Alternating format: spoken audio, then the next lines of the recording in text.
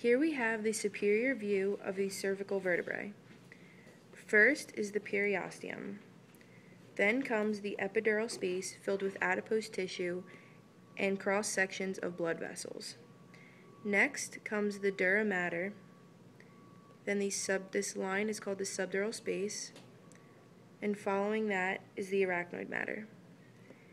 In this gap, we have the subarachnoid space, which is filled with cerebrospinal fluid. Next comes the pia mater, which acts as a cellophane wrapping around the spinal cord.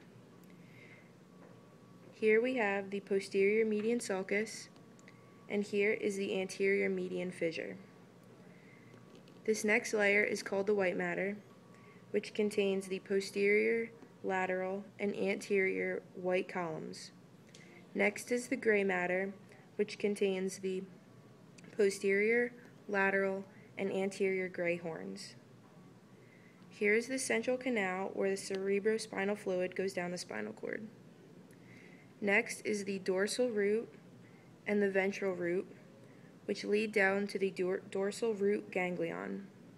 Following that is the spinal nerve, which exits at the intervertebral foramen.